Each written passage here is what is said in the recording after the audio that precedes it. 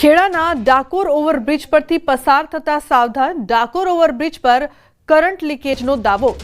Current leakage થતા bridge પરથી પસાર થઈ રહેલા પદયાત્રીને ગઈકાલે મોડી રાત્રે લાગ્યો ઝટકો।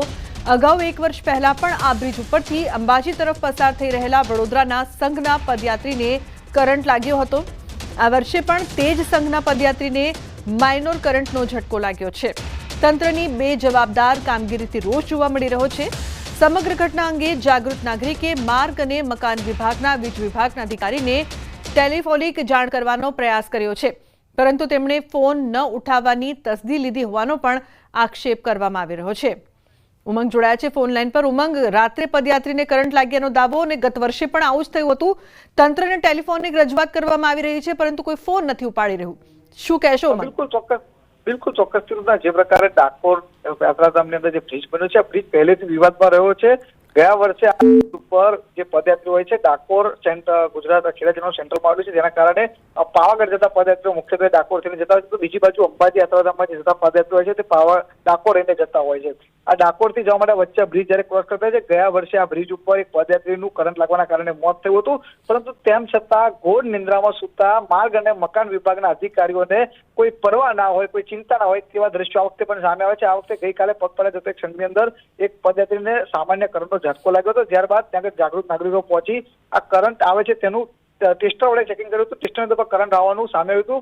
ત્યારબાદ અધિકારીઓને આ બાબતે જાણ કરવા માટે વારંવાર ફોન કરવામાં આવ્યો હતો, પરંતુ માર્ગ મકાન વિભાગના અધિકારીઓ ઘોર નિંદ્રામાં સૂર્યમ તેમ કોઈ પણ અધિકારીએ તેનો ફોન ઉપાડ્યો નહોતો। અને આ જે કરંટ લાગ્યો હતો, જે ગયા વખતે પણ આ ઘટના બની હતી, પણ તેમ છતાં કોઈ પણ પ્રકારની કામગીરી માર્ગ અને મકાન વિભાગ દ્વારા કરવામાં આવતી નથી। અને આ પ્રકારની ઘટનાથી જો કોઈ ગંભીર દુર્ઘટના થશે તો જવાબદાર કોણ તેવા અનેક સવાલો અત્યારે ઉભા થઈ રહ્યા છે। જીરુબના જી બિલકુલ ઉમંગ, આભાર સમગ્ર માહિતી બદલ।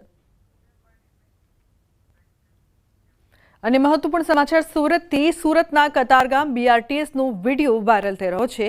બીઆરટીએસ રૂટમાં રોંગ સાઈડમાં બાઇક હંકારીને દાદાગીરી કરવામાં આવી। બીઆરટીએસ બસ ડ્રાઈવરે વિડીયો બનાવ્યો। ચોરી ઉપર સે સીના જોરી જેવો ઘાટ સર્જાયો। બીઆરટીએસ રૂટમાં ખાનગી વાહનો હંકારવા પર પ્રતિબંધ છે। બાઇક ચાલક પર પોલીસ કાર્યવાહી થાય તેવી માંગ કરવામાં આવી રહી છે।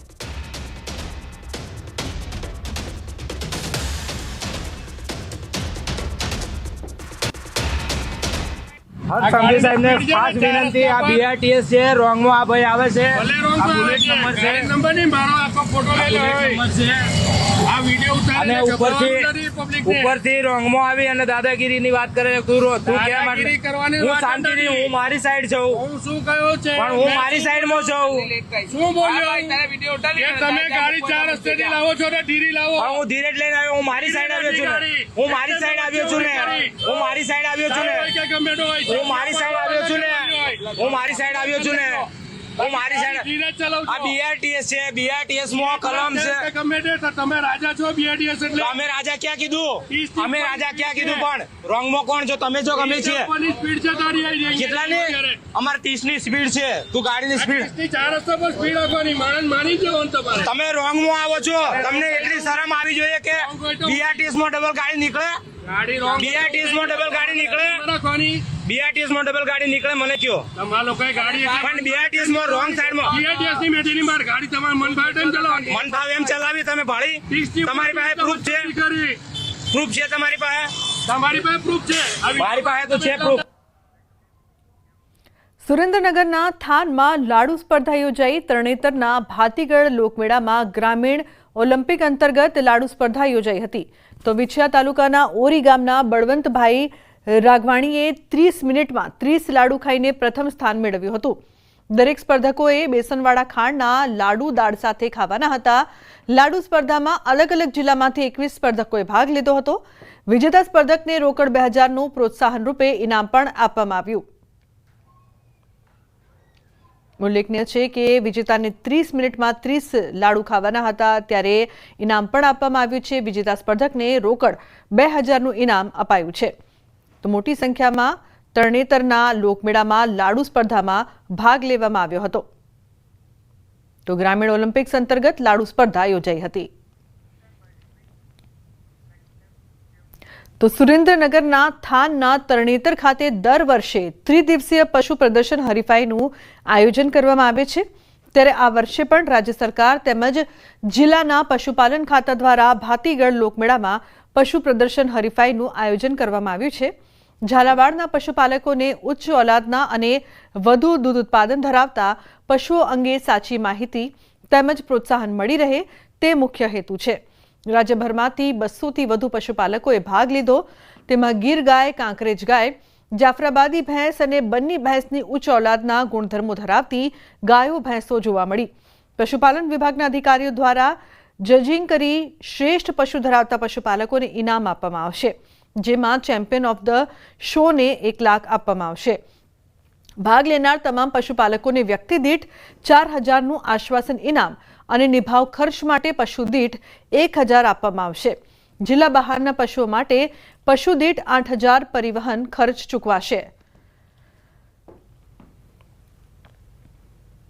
મેળામાં પહેલી વાર આવીશું અને મને ઘણો બધો આનંદ થાય છે અને પશુપાલનનો એમ કહેવાય છે સારો વ્યવસાય છે અને ઘણા બધા એવા પશુઓ પણ સારા છે અને મને ખૂબ જ આવી અને આનંદ મળ્યો। બોડી બહુ સારો છે અને હજી બસા એના 2 થી 3 મહિનામાં પડશે। ગાયું એને હજી ભેળવેલી છે, ઘરની ગાયું છે અને પશુ મેળામાં બહુ સારું લાગ્યું। સારા પશુ બહુ સારા આવે છે। આનાથી પશુપાલનો કરીને કે કાંઈથી જોઈને અને એક વિશેષ જાગે કે આપણે પશુપાલકમાં આગળ મહેનત કરવી જોઈએ। પશુ તમે રાખો તો છો પણ ખરેખર એને ઉત્સાહ હોવો જોઈએ, એટલે માણસોને પશુ પ્રત્યે ઓછી લાગણી થતી જાય છે। જો આવા મેળાઓ થાય ને તો ખરેખર પશુઓની માંગ વધે અને આપણા જે પશુઓ બ્રાઝિલ સુધી પહોંચ્યા છે તો આપણે અહીંની કદર નથી કરી શકતા। તો કહું કે આમાંથી આવા મોટા મેળાઓ થાય, એક્સપો થાય તો એના હિસાબે ખરેખર બહુ ફાયદો છે। અહીં સમગ્રતયા ચેમ્પિયન ઓફ ધ શો ને 1 લાખનું ઇનામ આપવામાં આવે છે તથા 12 કેટેગરી વાઇઝ જુદી કેટેગરીમાં પ્રથમ ઇનામ તરીકે 50,000 રૂપિયા અને બીજા ઇનામ તરીકે 40,000 રૂપિયા ઇનામ આપવામાં આવે છે તથા આશ્વાસન ઇનામ તરીકે દરેક પશુને 4000 રૂપિયા ઇનામ આપવામાં આવે છે। આ ઉપરાંત દરેક પશુને પ્રતિ પશુ પ્રતિદિન 1000 રૂપિયા નિભાવણી ખર્ચ આપવામાં આવે છે। તો દ્વારકાના ખંભાળિયા શહેરમાં રખડતા આંખલાનો આતંક માથાનો દુખાવો બન્યો છે। ખંભાળિયામાં રાજડા રોડ પર આંખલાએ બાઇકને લીધું અડફેટે।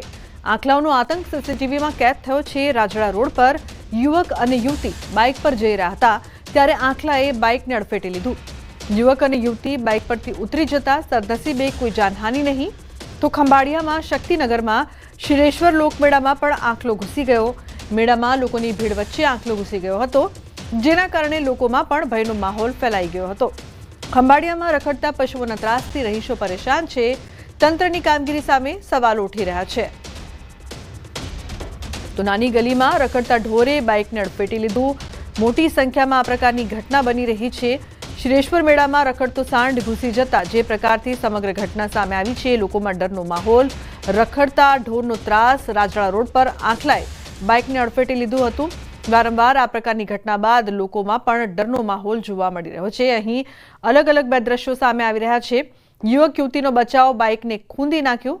મુકુંદ જોડાયા છે ફોનલાઈન પર વધુ માહિતી આપવા માટે। મુકુંદ, જે પ્રકારથી આંખલાનો ત્રાસ સતત વધી રહ્યો છે, શું વધુ માહિતી છે? રખડતા ઢોરની સમસ્યા હવે હદ થઈ છે? લુબના વાત કરીએ તો દેવભૂમિ દ્વારકા જિલ્લામાં આમ તો દિવસે ને દિવસે આંખલાનો ત્રાસ યથાવત છે, ત્યારે દ્વારકા જિલ્લાના મુખ્ય મથક જામ ખંભાળિયા શહેરમાં પણ રસ્તે રજડતા આંખલાનો આતંક સામે આવ્યો છે। વાત કરીએ તો ખંભાળિયાના રાજડા રોડ ઉપર આંખલાનો આતંક સામે આવ્યો હતો અને જેના સીસીટીવી પણ સામે આવ્યા હતા। રાજડા રોડ ઉપર એક યુવક અને યુવતી બાઇક લઈને જઈ રહ્યા હતા ત્યારે આંખલાએ દોટ મૂકતા જે આંખલાએ બાઇકને અડફેટે લીધું હતું, પરંતુ યુવક અને યુવતી સમય સૂચકતા વાપરીને બાઇક પરથી કૂદી જતા તેમનો બચાવ થયો હતો। ત્યારે બીજી તરફ વાત કરીએ તો ખંભાળિયામાં શક્તિનગર વિસ્તારમાં શિરેશ્વર લોકમેળાનું આયોજન કરવામાં આવ્યું છે અને આ લોકમેળામાં પણ હજારો જનમેદની વચ્ચે આંખલો ઘૂસી જતા ક્યાંક ને ક્યાંક અફરાતફરી જેવો માહોલ જોવા મળ્યો હતો। પરંતુ વાત કરીએ તો તંત્રની નહિવત કામગીરીને લઈ ક્યાંક ને ક્યાંક લોકોમાં પણ રોષ જોવા મળ્યો છે। જી બિલકુલ મુકુંદ, આભાર સમગ્ર માહિતી બદલ। તો તંત્રની નહિવત કામગીરીના કારણે લોકો રોષે ભરાયા છે। દેવભૂમિ દ્વારકામાં માછીમારો માટે ચેતવણી। દરિયામાં ભારે પવન સાથે દરિયો રફ હોવાની આગાહી। માછીમારોને તાત્કાલિક અસરથી દરિયો ન ખેડવાની સૂચના। 29 ઓગસ્ટ સુધી દરિયામાં ભારે પવન અને વરસાદની આગાહી કરાઈ છે।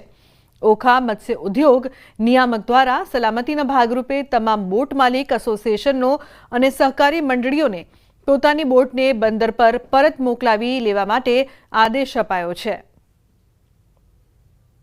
તો ભારે પવન સાથે દરિયો રફ હોવાની આગાહી કરવામાં આવી છે, જેના કારણે માછીમારોને તાત્કાલિક અસરથી દરિયો ન ખેડવાની સૂચના આપવામાં આવી છે.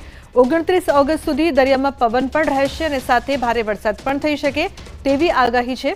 મુકુંદ જોડાયા છે ફોન લાઈન પર. મુકુંદ, જે પ્રકારથી ભારે પવન સાથે દરિયો રફ રહેશે તેવી આગાહી કરવામાં આવી છે, સાથે ભારે વરસાદ પણ વરસી શકે છે, શું વધુ માહિતી, શું વધુ અપડેટ?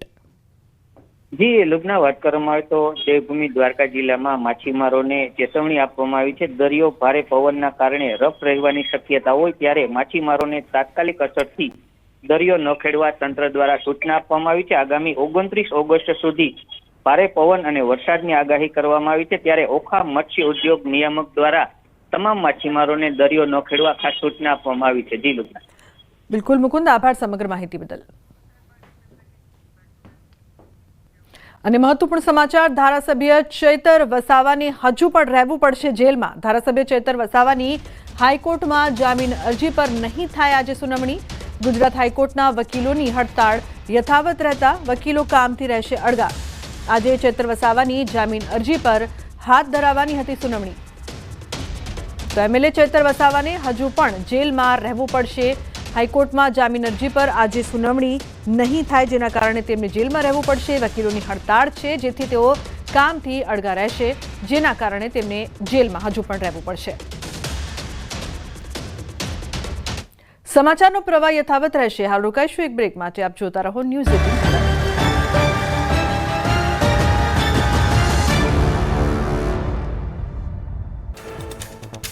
પંજાબના 7 જિલ્લામાં પૂરે મચાવી તબાહી. પઠાનકોટ, ગુરદાસપુર, ફિરોઝપુર, ફાઝિકલા અને હોશિયારપુર સહિતના વિસ્તારો પૂરગ્રસ્ત બન્યા. ગુરદાસપુરના ભરિયાલી ગામમાં સેના અને એનડીઆરએફની ટીમે 50થી વધુ લોકોનું કર્યું રેસ્ક્યુ. પંજાબમાં ભારતીય સેનાએ સીઆરપીએફ કર્મચારી અને નાગરિકનું દિલધડક રેસ્ક્યુ કર્યું. રેસ્ક્યુ થયા બાદ પળવારમાં ધસી પડી ઇમારત. ગંભીર પરિસ્થિતિમાં સેનાની રેસ્ક્યુ કામગીરીનો વિડીયો આવ્યો સામે. પાકિસ્તાન સરહદ નજીક આવેલા પંજાબના ગામડાઓ પૂરગ્રસ્ત બનતા લોકોની સ્થિતિ કફોડી બની. પુરથલાના અલીખુર્દ ગામમાં ડેમ તૂટવાથી 35 ગામોમાં પાણી ઘૂસ્યા. 40,000 હેક્ટર જમીન પરનો પાક પાણીમાં ડૂબી ગયો. જમ્મુ કાશ્મીર આરએસપુરામાં પાણીનો ધસારો. મીરા સાહિબના ઇન્દ્રનગર બલીલ ડ્રેન વિસ્તારમાં કમરસમાં પાણીમાં પશુ ફસાયા. તંત્ર દ્વારા ભારે જહેમતે અશ્વને પાણીના પ્રવાહમાંથી બહાર કાઢી સુરક્ષિત સ્થળે પહોંચાડ્યો. હિમાચલ પ્રદેશમાં બિલાસપુર જિલ્લામાં 3 સેકન્ડમાં તૂટી પડ્યું ઘર. ચારે બાજુ ધૂળની ડમરીઓ ઉડી. સ્વરઘાટમાં પંચાયત માંઝહેડમાં એક સ્લેટનું ઘર તૂટી પડ્યું. ઘર તૂટી પડવાનો એક નાનો વિડીયો પણ સામે આવ્યો. હિમાચલ પ્રદેશના ધર્મશાળામાં માર્ગ ધસી પડતા ટ્રક નીચે ખાબક્યો. ભારે વરસાદના કારણે પહાડ અને માર્ગ ધસવાની ઘટના વધી. માર્ગ પરથી ટ્રક નીચે પડતા હોવાના વિડીયો વાયરલ. હિમાચલ પ્રદેશમાં વ્યાસ નદીના જળસ્તરમાં વધારો થતા તંત્રની ચેતવણી. પંડોહા ડેમમાંથી કાદવ કાઢવાની કામગીરી મેનેજમેન્ટે સ્થગિત કરી. ડેમ અને નદીઓમાં પાણીની ભરપૂર આવક થવાથી નીચાણવાળા વિસ્તારોને એલર્ટ અપાયું. જમ્મુમાં ભારે વરસાદે તબાહી સર્જી છે. ફોર્થ બ્રિજની ડરામની તસવીરો આવી સામે. સતત વધતા પાણીના પ્રવાહને કારણે લોકોમાં ભયનો માહોલ. ટ્રાફિક વિભાગ દ્વારા લોકોને પુલ પાસેથી પસાર ન થવા કરાઈ રહ્યું છે એનાઉન્સમેન્ટ. જમ્મુ કાશ્મીરમાં ભારે વરસાદથી તબાહી. ઠેર ઠેર ભૂસ્ખલન અને પાણી ભરાવાને કારણે લોકોને હાલાકી. જમ્મુમાં તવી નદી પર આવેલો પુલ તૂટી પડતા પરિવહનને પહોંચી અસર. અખનૂરમાં ચિનાબ નદીના પાણીનું વધીને જોખમી સ્તર પર પહોંચ્યું. પાણી અને વહીવટીતંત્રે તાત્કાલિક એલર્ટ જારી કર્યું. લોકોને નદી કિનારે જવાનું ટાળવાની અપીલ કરી. નદી કિનારા પરથી લોકોને દૂર કરવા તંત્રની જહેમત. જમ્મુ પઠાણકોટ નેશનલ હાઈવે પર મોટી દુર્ઘટના ટળી. સાંબા જિલ્લાના વિજયપુરમાં દેવકી નદીના પુલનો એક થાંભલો તૂટ્યો. વહીવટીતંત્રએ તાત્કાલિક હાઈવે પર વાહન વ્યવહાર અટકાવ્યો. જમ્મુના જિયાપોટા ઘાટમાં ચિનાબ નદીનું સ્તર વધ્યું. ચિનાબ નદીએ ભયાનક સપાટી પાર કરતા પરિસ્થિતિ ગંભીર બની. તંત્રએ લોકોને નદીના પટ વિસ્તારમાં અવરજવર ન કરવા કરી અપીલ.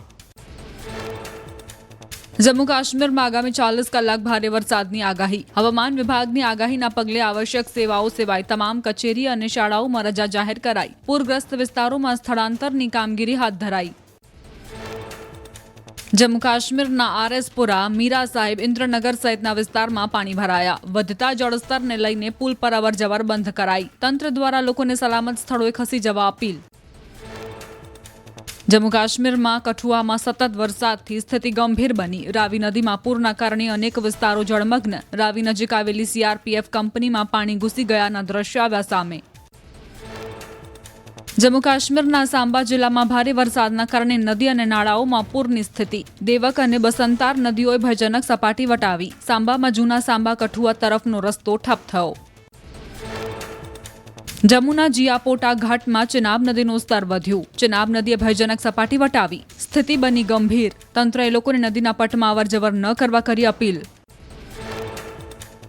લખનપુર બેરેજ પર સતત પાણીનો પ્રવાહ. રણજીત સાગર ડેમમાંથી પાણી છોડાતા વધુ પ્રવાહના કારણે એક બંધ તૂટી પડ્યો, જે પાણી ઇમારત સુધી પહોંચ્યું. કર્મચારીઓ માટે ઇમારતમાંથી બહાર નીકળવું અશક્ય બન્યું.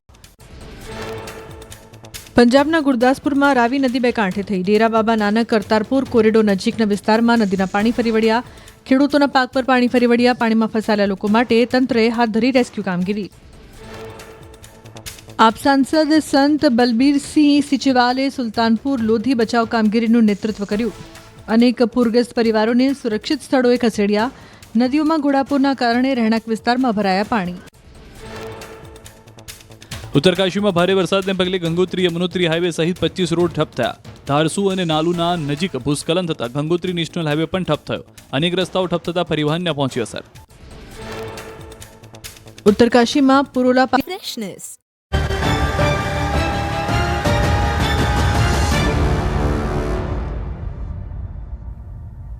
Welcome back. સમાચારમાં આગળ વાત કરીએ તો અમદાવાદ વિસ્તારમાં આવેલ 7 ડે સ્કૂલમાં વિદ્યાર્થીની હત્યા બાદથી સ્કૂલ વિવાદોમાં છે. તેથી ભયના માહોલ વચ્ચે 100થી વધુ વાલીઓએ બાળકોને સ્કૂલમાંથી કાઢવાનો નિર્ણય કર્યો છે. વાલીઓએ એલસી લેવા અરજી કરી છે, જેના માટે શિક્ષણ અધિકારીની ટીમે વ્યવસ્થાઓ ગોઠવી છે.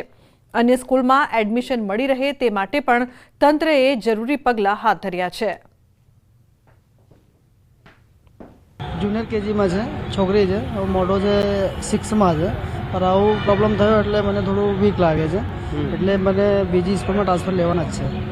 તો એલસી માટે નંબર લગાવ્યો છે, એલસી માટે આવેદન કર્યો છે. ના, એટલે સૌથી પહેલા તો એ છે કે બીજી સ્કૂલમાં એડમિશન 7 ડે વાળાને અત્યારે માર્કેટમાં નેગેટિવિટી થઈ ગઈ છે કે 7 ડે વાળા કોઈ વિદ્યાર્થીને બીજી સ્કૂલોમાં એડમિશન આપવું નહીં. ઓકે, માર્કેટમાં નેગેટિવિટી એ ફેલાઈ ગઈ છે કે 7 ડે વાળા વિદ્યાર્થી બધા ખરાબ છે, અમને બીજી સ્કૂલમાં સારી સ્કૂલમાં એડમિશન ના મળે.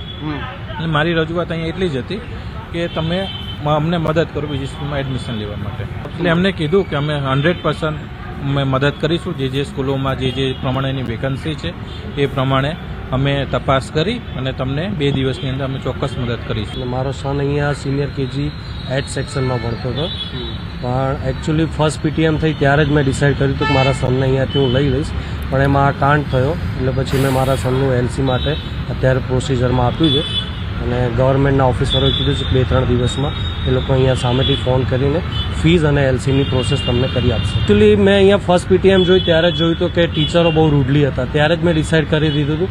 પ્લસ એમાં અત્યારે થયું તો હવે મને મારું બાળક નાનું છે, મને સેફ લાગતું નથી અને બસમાં આવે છે, મારે રહેવાનું દૂર, કંઈક રસ્તા વચ્ચે કંઈક થયું તો મારા બાળકનું શું?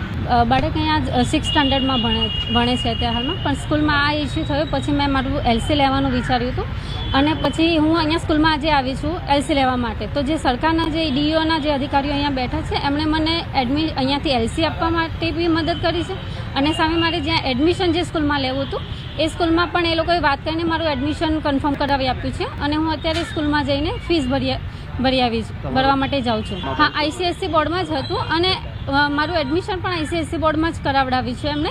અમદાવાદના મણિનગર વિસ્તારની 7 ડે સ્કૂલના વિદ્યાર્થીની હત્યાનો મામલો વધુને વધુ વકરી રહ્યો છે અને હાલ જ્યાં સુધી આ મામલો થાળે ન પડે ત્યાં સુધી સ્કૂલ બંધ રાખવાનો નિર્ણય જે છે તે કરવામાં આવ્યો છે અને જે વિદ્યાર્થીઓનો અભ્યાસ ન બગડે તેને લઈને ઓનલાઈન શિક્ષણ જે છે તે ચલાવવામાં આવી રહ્યું છે. પરંતુ જે વાલીઓ પોતાના બાળકોની સુરક્ષાને લઈને જે ચિંતા કરી રહ્યા છે અને એ વાલીઓ પોતાના બાળકોને આ 7 ડે સ્કૂલમાં અભ્યાસ કરાવવા માગતા નથી, તેને લઈને અમદાવાદ જિલ્લા શિક્ષણ અધિકારી દ્વારા 4 અધિકારીઓ જે છે તે આ સ્કૂલમાં બેસાડવામાં આવ્યા છે અને જે પણ વાલીઓ રજૂઆત લઈને આવે છે કે તેઓ પોતાના બાળકને અહીંયા અભ્યાસ કરાવવો નથી તો તેઓને સહેલાઈથી એલસી મળી રહે તે પ્રકારની વ્યવસ્થા જિલ્લા શિક્ષણ અધિકારી દ્વારા કરવામાં આવી છે અને સાથે સાથે મણિનગર ઉપરાંત આસપાસની જે પણ શાળાઓ છે ત્યાં તેમના બાળકોને એડમિશન મળી રહે તે પ્રકારની વ્યવસ્થા પણ કરવામાં આવી છે. અત્યાર સુધીમાં 100થી પણ વધુ વાલીઓ જે છે કે તેઓએ પોતાના બાળકોને હવે 7 ડે સ્કૂલમાં ભણાવવા નથી તેવું મન બનાવી લીધું છે અને 100 જેટલા વાલીઓ જે છે તેઓ અત્યાર સુધીમાં અરજી કરી ચૂક્યા છે અને હજુ પણ અધિકારીઓ જે જિલ્લા શિક્ષણ અધિકારીના અધિકારીઓ અહીંયા બેસાડવામાં આવ્યા છે અને તેઓ જે પણ વાલીઓ અહીંયા રજૂઆત લઈને આવે છે તો તેઓની રજૂઆત સાંભળી રહ્યા છે. કેમેરામેન ખેંગા રાઠોડ સાથે સંજય કાંક, ન્યૂઝ 18 ગુજરાતી, અમદાવાદ. સમાચારમાં આગળ વાત કરીશું વિઘ્નહર્તાના વધામણા. શ્રી ગણેશાય નમઃ. સુરતમાં ડાયમંડ ગણેશજીની નીકળી શાહી સવારી. અમેરિકન ડાયમંડ અને 2.5 કિલો સોનાના આભૂષણોથી સજ્જ વિઘ્નહર્તાની શાહી શોભાયાત્રા નીકળી. સુરતના દાડિયા શેરીના ગણેશજીએ ભક્તોમાં ભારે આકર્ષણ જમાવ્યું. 1.5 લાખથી વધુના અમેરિકન ડાયમંડ અને સોનાના સ્વર્ણ આભૂષણોથી સજ્જ કરાયા. મેં લાસ્ટ 53 વર્ષથી ગણપતિજીનું સ્થાપના કરીએ છીએ. લાસ્ટ 22થી 25 વર્ષથી અમે ગણેશજીના અમે આભૂષણોથી એમને સજાવીએ છીએ. અમારે ત્યાં ગણપતિજીમાં આભૂષણોમાં ડાયમંડ સોના અને ચાંદીના એ 25 કિલો જેટલા ડાયમંડો છે.